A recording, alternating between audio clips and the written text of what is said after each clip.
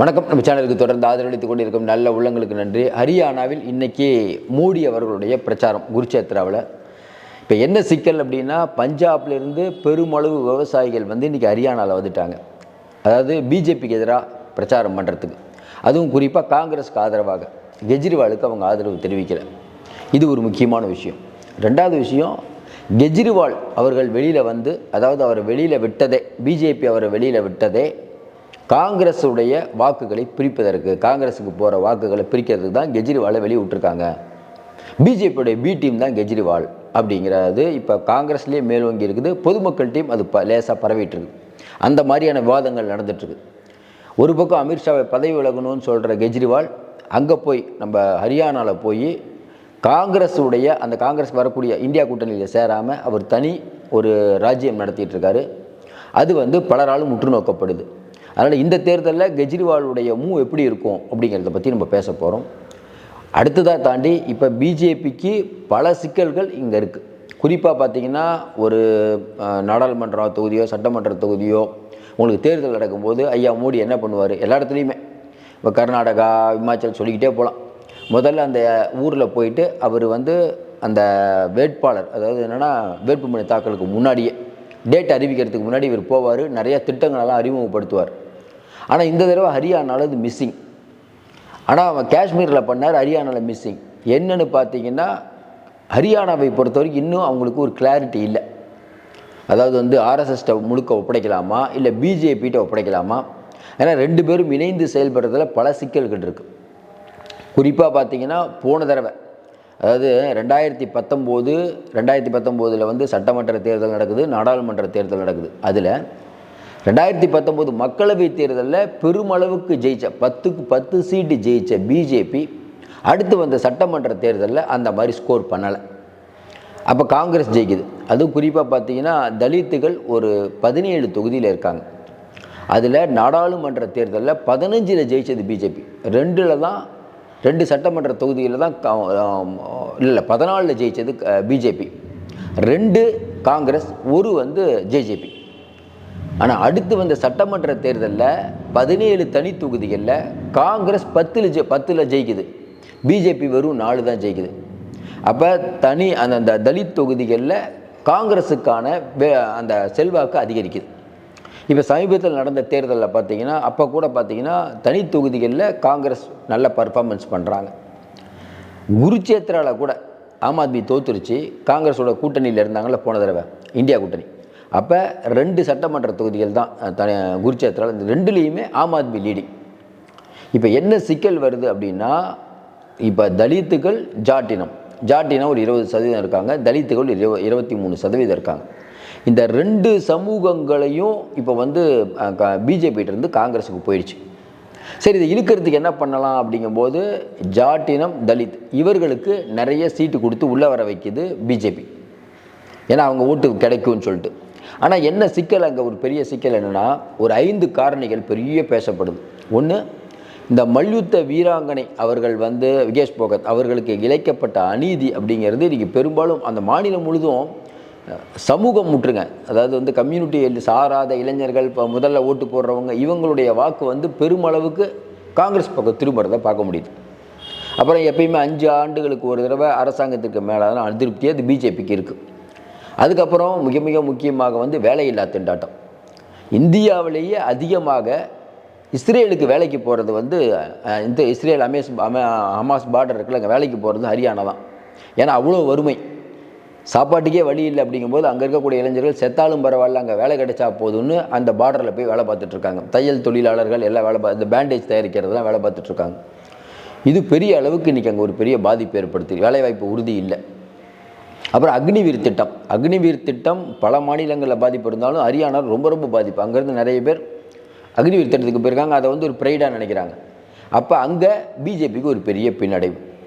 அதுக்கப்புறம் ஏற்கனவே தெரியும் விவசாயிகள் போராட்டத்தில் அந்த அதிகாரிகள் தடியடிலாம் நடத்துனாங்க. அந்த அதிகாரிகளுக்கு இந்த விருதுகளுக்கெல்லாம் இன்றைக்கி ஹரியானா அரசு சப்போர்ட் பண்ணுறாங்க. இவங்கெல்லாம் சூப்பரான அதிகாரிகள் அப்படின்னு சொல்கிறது அங்கே இருக்கக்கூடிய விவசாயிகள் ரசிக்கலை. எல்லாத்தையும் தாண்டி பஞ்சாபையும் இருந்து பிரிஞ்சது தான் ஹரியானா. அதனால் அந்த பஞ்சாப் மக்களிடையே முதல்ல பிஜேபிக்கு ஆதரவு இருந்தது, இப்போ காங்கிரஸுக்கு ஆதரவாக போயிடுச்சு. இது எல்லா காரணிகளும் சேர்ந்து இன்றைக்கி பிஜேபிக்கு ஒரு அப்புறம் இன்ஃப்ராஸ்ட்ரக்சர் இல்லை, எதுவுமே பண்ணலை அந்த ஊரில். இது எல்லாம் சேர்ந்து இன்றைக்கி காங்கிரஸுக்கு ஜெயிக்கிற மாதிரி இருக்குது.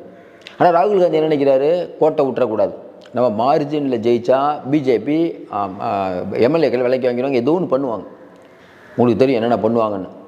அப்போ என்ன பண்ணலாம், ஆம் ஆத்மியை கூப்பிட்றாரு. ஆம் ஆத்மிக்கு பெருசாக வாக்கு வங்கி இல்லை, போன தடவை நிரூபிச்சிட்டாங்க, ஒரு தொகுதிக்கும் ஜெயிக்கலை, காங்கிரஸ் அது 5 ஜெயிச்சது. அப்போ அவங்கள உள்ளே கொண்டு வரலாம் அப்படின்னு ராகுல் எடுக்கக்கூடிய முயற்சியை ஆம் ஆத்மி தடுக்குது. இல்லை எங்களுக்கே செல்வாக்கு இருக்குங்கிறாங்க. அதுதான் எல்லாருக்கும் ஒன்றும் புரியல.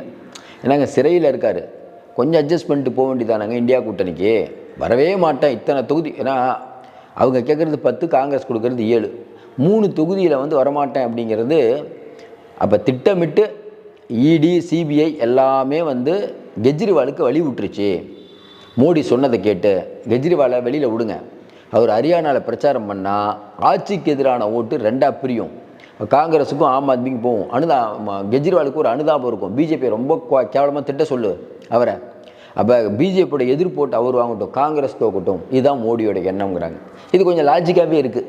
நம்ம கூட யோசித்தா ஏன் கெஜ்ரிவால் இந்த மாதிரி ஒரு மூவ் பண்ணுறாருன்னு தெரில. ஒருவேளை ஹரியானாவில் மோடி ஜெயித்தா அதுக்கு காரணம் ஐயா கெஜ்ரிவால் தான். ஆனால் கெஜ்ரிவாலுக்கு அந்த அளவுக்கு ஒரு உயர்ந்த இடத்த கண்டிப்பாக மோடி கொடுப்பார், எல்லாம் ஒரு அண்டர்ஸ்டாண்டிங் தானே. ஆனால் கெஜ்ரிவாலுடைய மூவ் தவறான மூவ், நம்ம இப்பயும் சொல்கிறோம். இப்போ என்ன சிக்கலாச்சு அதை பேசிடுவோம். இன்றைக்கி கூட்டம், ஐயா மோடியுடைய கூட்டம் போன தடவையே பிரச்சனையாச்சு. இப்போ என்னென்னா பெரும்பாலான ஊரில் வண்டி அந்த வேன் உரிமையாளர்கள் இருக்காங்க, அவ்வளோலாம் மிரட்டிகிட்டு இருக்காங்களாம். நிறைய பேர் வண்டி தர மாட்டுறாங்களாம், ஏன்னா மக்களை கூப்பிட்டு வரணும்ல, இவர் வராரு ஐயா மோடி வராருன்னு ஊர் மக்களே புறக்கணிக்கிறாங்க. அதாவது தொடர்ந்து சொல்ல மாதிரி உணர்வுபூர்வமான பிரச்சனையை சீடிட்டாங்க. இந்த விகேஷ் போகத்து விஷயம்லாம் பெரிய அளவு எடுபடுது. அது அங்கே மக்கள் மறக்கிற மாதிரி இல்லை. பிரின்ஸ் பூஷன் அவங்கள பேசுனதெல்லாம் ரொம்ப மோசமாக பார்க்குறாங்க.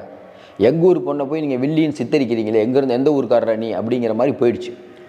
அதுக்கேற்ற மாதிரி பஞ்சாபில் இருக்க விவசாய அமைப்புகள்லாம் மோடியை எதிர்த்து பிரச்சாரம் பண்ணுறாங்க. அப்போ இன்றைக்கி கூட்டம் குருச்சேத்திராவில் நடக்குமா?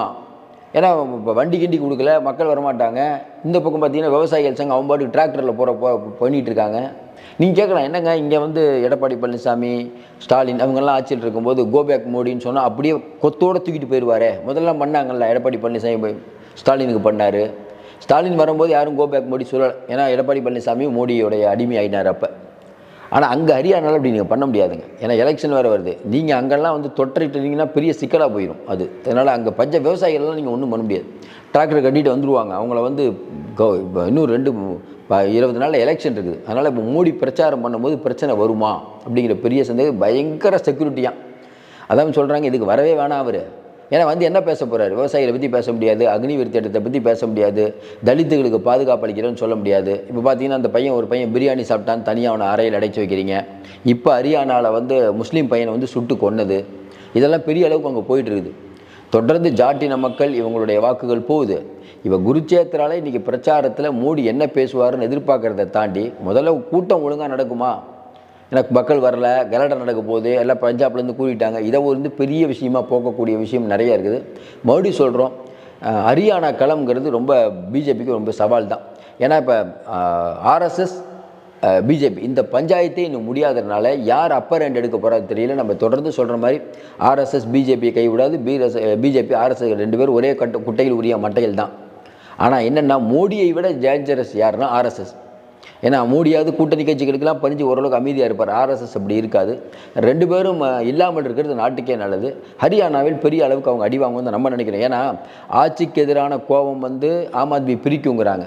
நம்ம என்ன யோசிக்கிறோம்னா ஆம் ஆத்மி ஜெயிக்க போகிறதில்ல, ஆட்சிக்கு எதிராக மக்கள் வாக்களித்தாங்கன்னா. இப்போ இந்த நாடாளுமன்ற தேர்தல் என்ன நடந்தது, ஸ்டாலின் எப்படி ஜெயித்தார்? மோடி அப்படிங்கிறவரை வீழ்த்தக்கூடிய சக்தி ஸ்டாலினுக்கு தான் இருக்குது. எடப்பாடி பழனிசாமி நம்பகத்தகுந்த ஆள் இல்லை, அவளால் வீழ்த்த முடியாதுன்னு மக்கள் நினச்சாங்க. அதே போல் பிஜேபி அடிக்கணும்னா காங்கிரஸ் தான் அப்படிங்கிற முடிவுக்கு மக்கள் வந்துடுவாங்க தான் நினைக்கிறோம். கருத்து கணிப்பு முடிவுகள்லாம் அப்படி தான் காட்டுது. இப்போ கெஜ்ரிவால் வந்ததுனால குட்டையை கிளப்புறாரு, என்ன சொல்ல போகிறாருன்னு தெரில. பிஜேபியை கடுமையாக திட்டுவார், அப்போ தான் அவருக்கு பிஜேபியோட எதிர்ப்பு ஓட்டு வாங்கி காங்கிரஸ் தோக்கிறதுக்கான வேலையை பார்த்துட்ருக்காரு. அநியாயம் வென்றதாக சரித்திரம் இல்லை, பொறுத்திருந்து பார்ப்போம். மீண்டும் சந்திப்போம். நன்றி, வணக்கம்.